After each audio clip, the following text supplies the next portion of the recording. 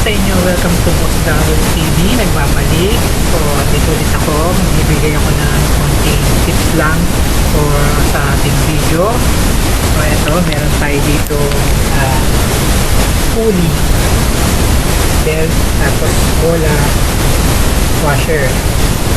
So, magbibigay lang ako ng konting CVT secret. So, para may idea kayo kung paano pagandahin yung performance ng GY6 scooter nyo. And then, i-explain ko muna yung stock setting ng panggilid natin. Kasi, para makita nyo yung difference na gagawin natin sa stock. Kasi, magiging iba yung performance pag nagiging iba yung performance pag tuning tayo ng panggilid or nagawa natin yung mga tips na ibibigay ko, magbabago yung performance ng takbo ng GY6 scooter natin. So, simulan na natin. Ito, meron tayo dito stock pulley, stock bushing. Then, yan.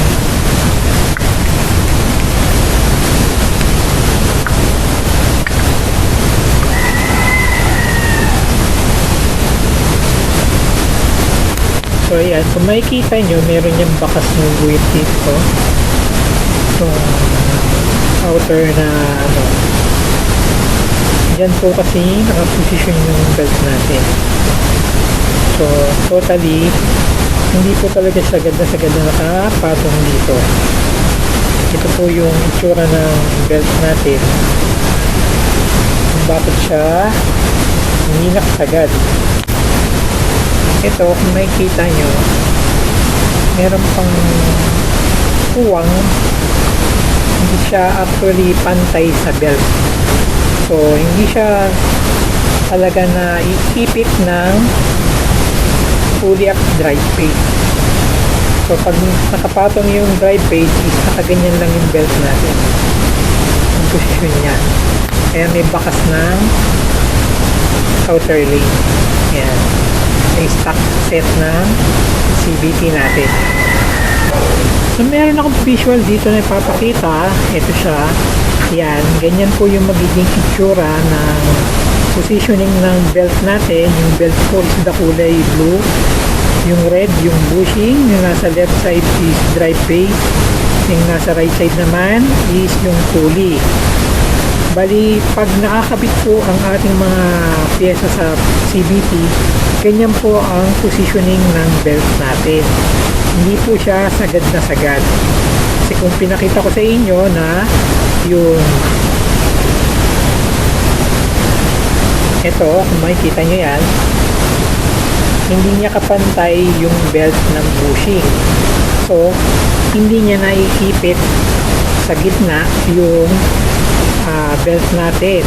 So, hanggang dun lang siya pag nagka-dikit na yung pulley at yung drive phase. So, yan lang yung positioning niya. So, meron tayong dapat gawin para mapababa natin yung positioning ng belt at maganda yung position ng belt natin sa pulley side at saka sa torque drive. Kasi kung mapapansin nyo dito sa positioning ng pulley at torque drive, sa torque drive is lubog, sa pulley side is angat, makalutang siya. So ang position ng belt natin sa torque drive is, kung makikita nyo, is medyo yan lubog sa stock setting. So kailangan natin gumamit ng CVT tuning. So gagamit tayo dito ng washer para mag-iba yung positioning ng belt natin sa CVT. So, ang gagawin natin ngayon is mag-add tayo ng washer dito sa ating pulley para ilalagay natin dito sa may likod sa tabi ng back plate. So, para magkaroon ng humaba yung bushing natin and then mapababa natin yung belt sa gitnang posisyon ng pulley at drive phase. Mag-add tayo ng washer dito.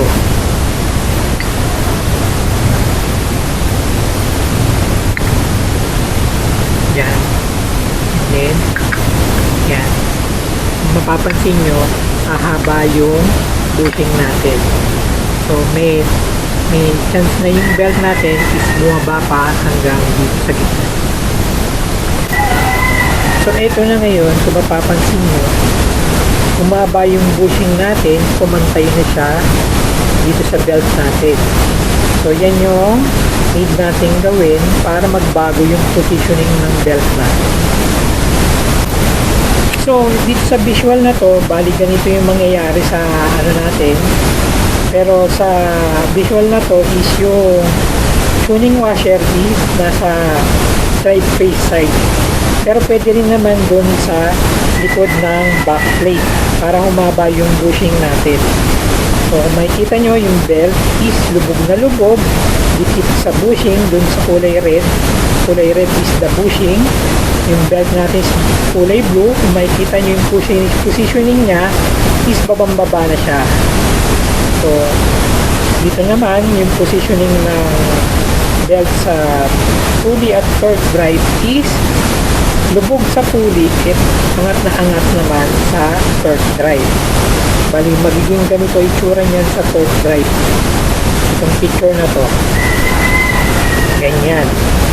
So maganda yung benefits na makukuha natin pag ganyan yung positioning ng belt natin sa torque drive at sa pulley. So bakit ba natin ginagawa yung ganung setup? So makikita nyo dito sa visual na to, yan. Yung red is the positioning ng belt.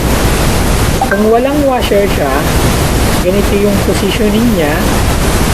Kumbaga sa decambio is almost nasa second gear na yung positioning natin ng belt. So pag umandar siya, medyo may kabigatan na yun.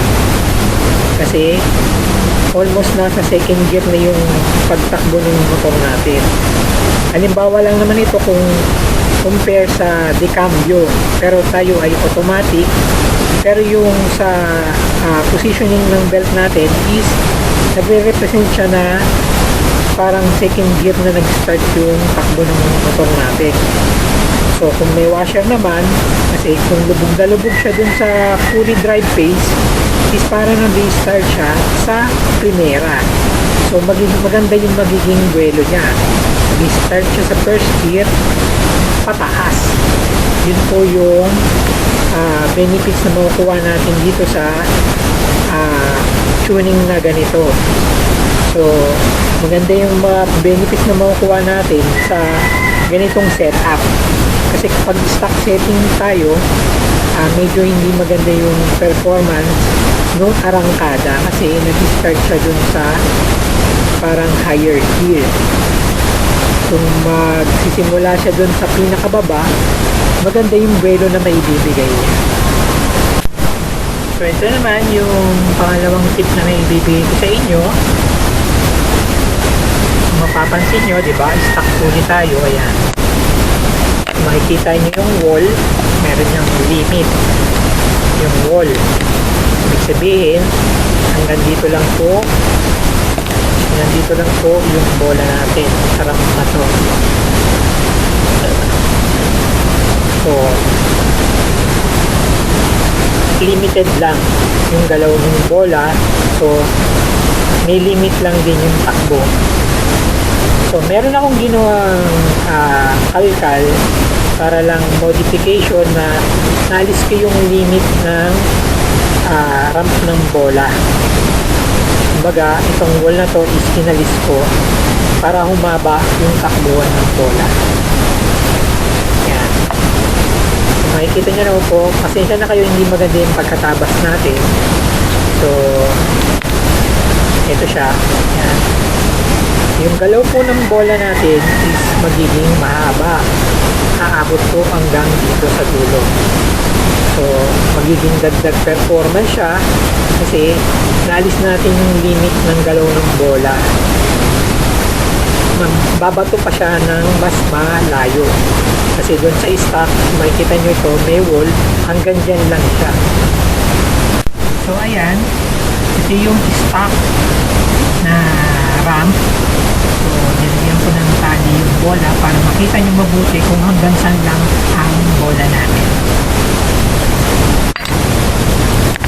At makita nyo, ganyan lang ang buka ng backplate, tapos ang ganyan lang yung bola kasi nalilimit ng wall yung positioning ng bola, yung galaw ng bola. So kaya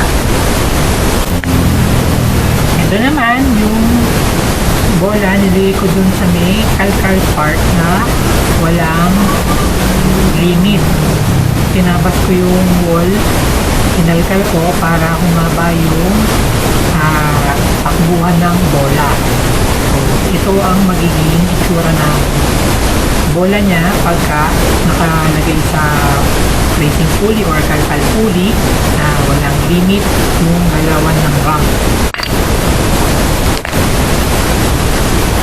Yan. Makikita nyo, medyo mas malaki inabot ng bola, medyo mas mahaba ang natakbuhan ng bola, hindi katulad dun sa stock.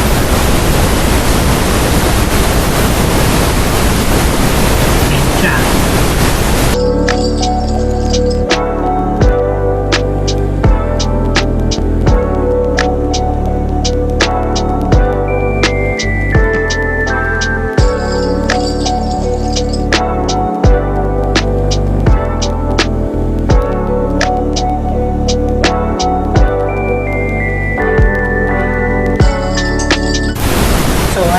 Sana nakatulong sa inyo itong ating video at nakapagbigay ako ng tip paano ang gagawin nyo dun sa CVT nyo. Kasi yung stock setting ng ating motor is medyo for me medyo hindi ako nagagandaan sa arangkada. So that's why I share this idea para sa inyo. So pwede nyo yan gawin, or much better kung may budget kayo, pwede kayong bumili ng mga racing pulley. Kasi sa racing pulley is shade roller ramp, degree. So doon meron yung set na magbibigay sa inyo ng magandang performance. Pwede rin naman kalkal, i-degree yung angle ng pulley, yung drive face, tapos shade yung ng roller ramp.